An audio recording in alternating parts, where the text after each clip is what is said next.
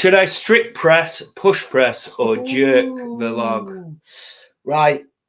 Josh, you've already gone on this, and I should start jerking, and maybe I should, but no. Not the log, not necessarily. the Not necessarily in this context. So, I've had this discussion this week actually. You've hit your PB strict, haven't you?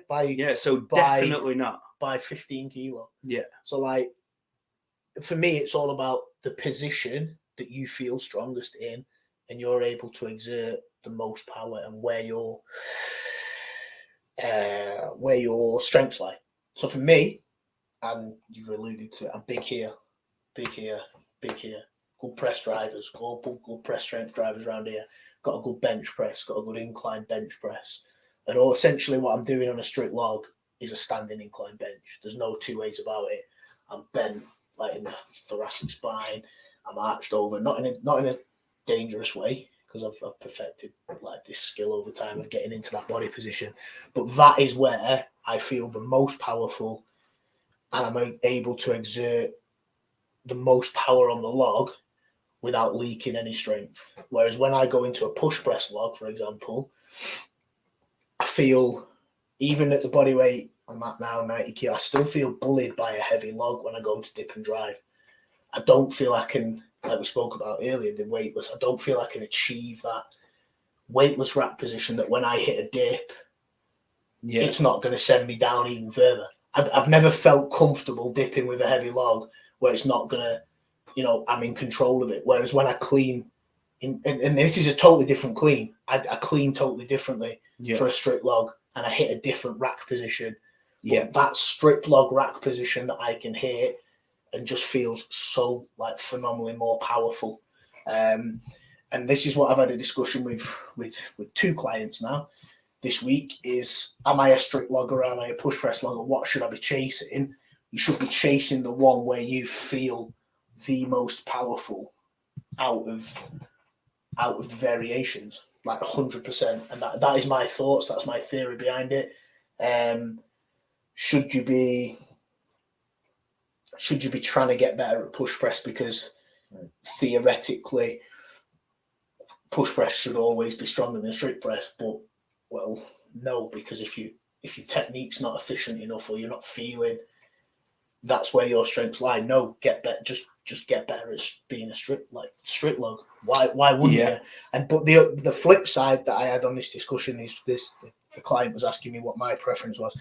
I still train push press log, and I will use it in a rep event over strict, purely because the strict log fatigues me a hell of a lot quicker than a push press log does.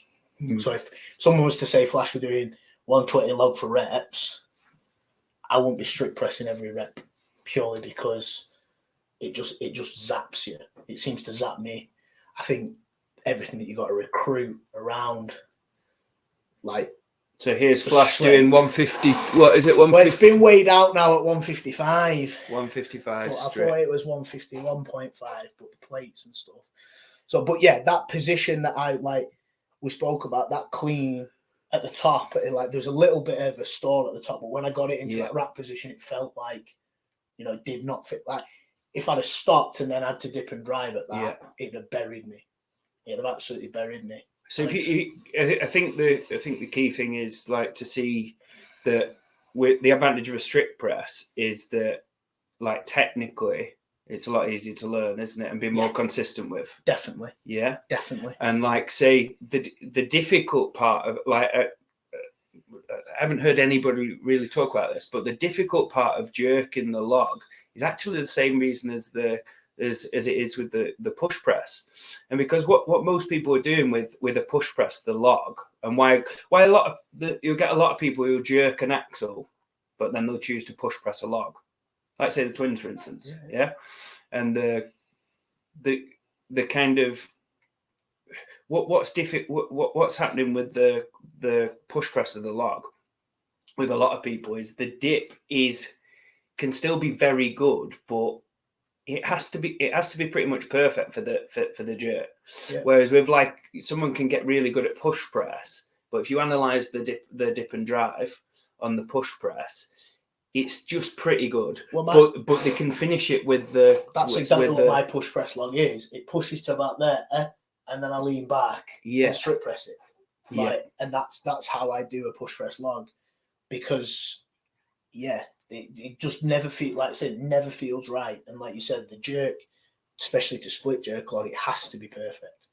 Your dip has to be perfect. And as does your drive, because you can't stick halfway through a split jerk on the log and push it out. Change your body position, for example, like I said I do on the push press. It's drive and then lean back. You can't do that on the split jerk. You've got to be a perfect movement. And you've got to be 100% confident in your technical ability that you can split jerk a log.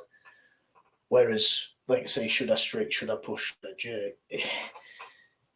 It's got to be personal preference of where you're strongest, where you're technically the best, and where you feel the most comfortable. I think comfort is a major thing. And like getting that weight to your chest, where are you most comfortable? Like where are you thinking, I'm 100% to do this? What's the technique that makes you confident and comfortable that is going to be achieved?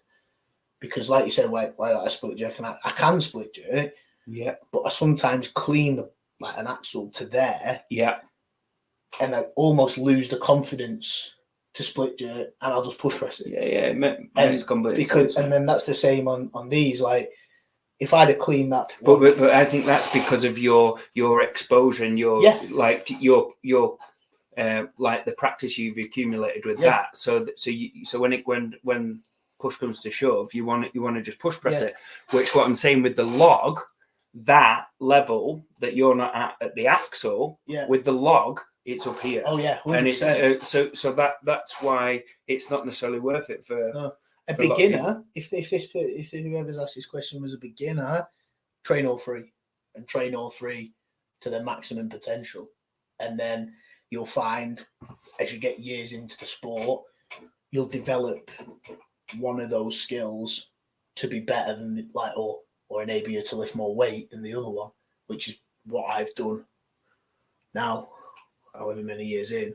I've found just for efficiency and, like I've just said, technical proficiency. I'm just better at strict logging. That's it. It's not a choice for me to go look what I can strict log. Like look at me. I'm an amazing strict log. I'm doing the world record or whatever strict. Like wow, big, like pat me on the back. It's because that is my strongest variation of log press. So why won't I do it to lift the most weight? And I think a lot of this, like obviously context is key, and a lot of this is about experience. And if you're thinking, if you're coming from like a powerlifting background and you like from a number of reasons like we talked about, like you've done you're good at deadlift, good big conventional deadlift, low bar squat, not necessarily as developed in the anterior chain, and you've got a big bench, then you're going to find it. You see a lot of powerlifters who struggle with the technical aspect of push pressing a barbell, because they're going into the things that we said before, and they've got this massive bench. So you could see how these guys might be more inclined to be more favourable to a strict press or a strict press with a little bit of a bump or whatever. Eddie Hall was the one, wasn't he? Yeah. So he strict the log and he strict pressed even the axle, but that I think was a technical choice. That was his preference and where he felt the most powerful. He did it on a Viking press as well, just because he didn't leak any power that way. He was at his most powerful position and his most like his strongest position to potentialize it and have the most strength to complete that lift. It was. I don't think it was ever about showboating. It was like how, because he wasn't that. He was like, he was the strongman competitor. Is how can I win the event?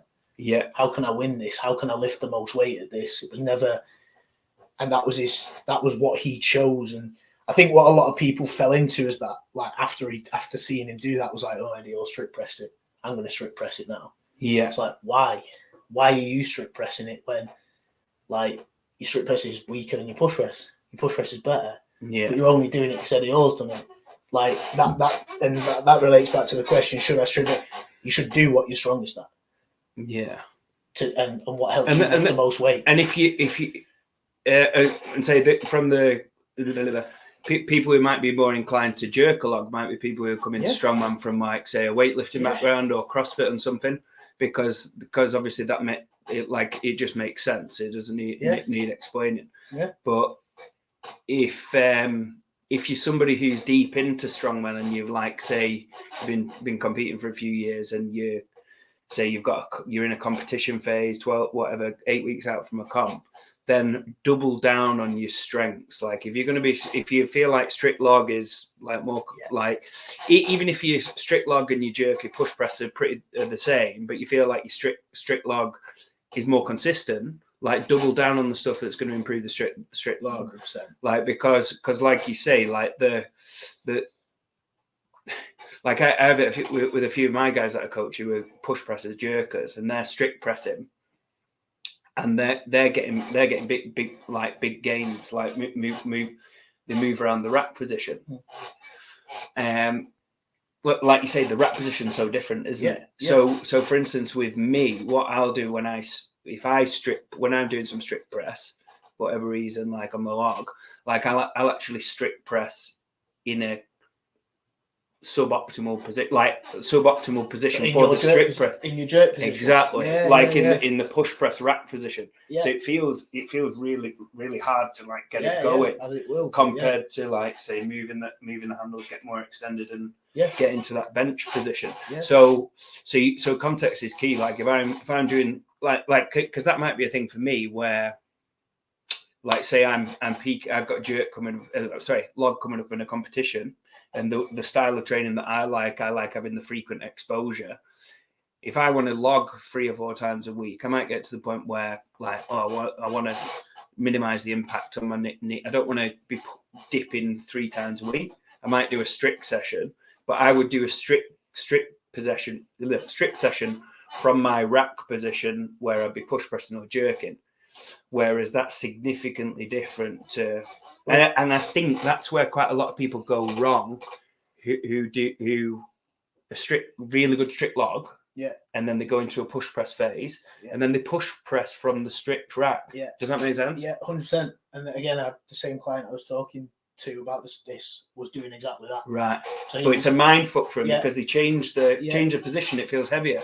Yeah. But like you said, doubling down on your training, then just an impact of that is, if I was doubling down on my strict log training, I'd be doing the 3 variations, doing 3 sessions, like you just said. I won't be cleaning it every session. Yeah. To take that fatigue away, I'd be getting log out the rack, and I'd probably be doing some pin press with it as well. So standing pin press, or even seated, to be honest with you, to take away the standing element and just that fatigue. So doing a bit of seated pin press, log from the rack, so I'm eliminating the clean, and then full clean and strict press as my 3rd session, just to. You don't want to be clean. You don't want to be cleaning it 3 times a week. If you're going in heavy strict logs, you want to be taking that away so you've got the chance to recover. So you're practicing the exact skill once, then the standing, the press skill once, and then the seated, like probably overloading the lockout in the seated position once. Just to get that. So if for a beginner starting out, I would say that like Flash says, learn all 3. And I would say all skill being equal, if you're honest with the skill, all skill being equal, you probably will jerk more than you can push press, and you can push press more than you can strict press. But realistically, how difficult it is for some people to acquire the skill of jerking, it might not necessarily be worth it. Mm-hmm. And those people who are deep into the sport and they've been doing it a few years, who like say, people really annoys me, so don't message me saying this, but like people message me saying, I wish I could split jerk. Like, I wish I could split jerk. Or like, I wish I could split jerk. Like, kind of insinuating that if they could split jerk, they'd be lifting more than me on that. Yeah. Because they can split jerk, right? There's nothing holding them back from split jerk. Exactly. I should have seen me split jerking 5 or 6 years ago. There's no one there saying you're not allowed to split jerk to them. Yeah. You can go and learn it, but it's the cost of doing business. What's the cost of going out and learning the split jerk in your specific context? Yeah.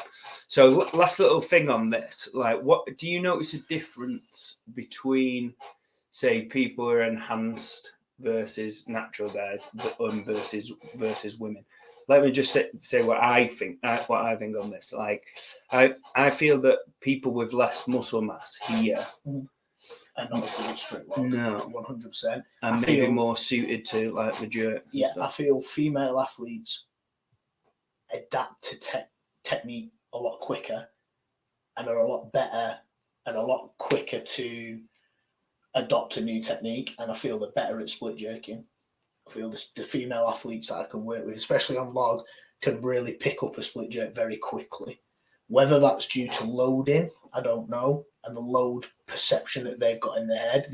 Like, you tell a male to split jerk a log and they can't get over the fact that they're going to have to go down to 60 kilos. Yeah, I see. I do notice that. Yeah, they're more willing to do work at lower percentages, aren't they? And then build the skill level from the bottom up. Whereas it's very difficult to tell a male athlete to go right down to the bottom, take the ego hit, for example, and work the way up. The enhanced athlete I find much better at strict log. Surely, I think that's just an obvious answer: is muscle mass. Tissue that they've got.